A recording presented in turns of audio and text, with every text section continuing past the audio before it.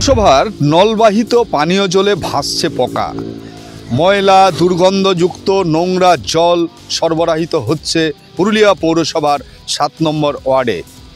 এই ৭ নম্বর ওয়ার্ডের মানুষ ক্ষোভে ফুঁসছেন, কারণ তারা যে পানীয় জল পাচ্ছেন সেই জলে পোকা, নোংরা, ময়লা, দুর্গন্ধযুক্ত।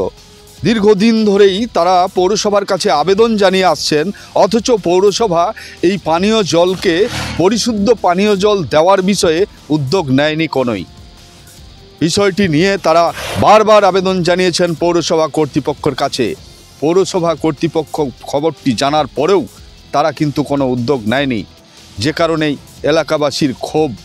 বিষয়টি সংবাদ মাধ্যমে উঠে আসার পরেই পৌরসভার পক্ষ থেকে জানানো হয়েছে যে খুব শীঘ্রই এই পরিশুদ্ধ পানীয় জলের ব্যবস্থা করা হবে।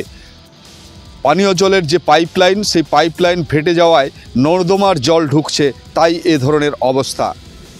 তবে এতদিন ধরে এলাকার মানুষ যে তারা দাবি জানিয়ে আসছিল, তারা ময়লা, নর্দমার জল, দুর্গন্ধযুক্ত জল তাদের ওয়ার্ডে সরবরাহিত হচ্ছে, তাহলে পৌরসভা ব্যবস্থা নেয়নি কোনো প্রশ্ন উঠছে এখানেই। পৌরসভা আশ্বাস দিলেও আগামী কয়েকদিনের মধ্যেই এই ৭ নম্বর ওয়ার্ডের বাসিন্দারা কি পাবে পরিশুদ্ধ পানীয় জল, সেদিকেই নজর থাকবে সকলের। পুরুলিয়া থেকে ক্যামেরায় তপন মাহাতোর সঙ্গে সোমনাথ কুম্ভকার, নিউজ টাইম।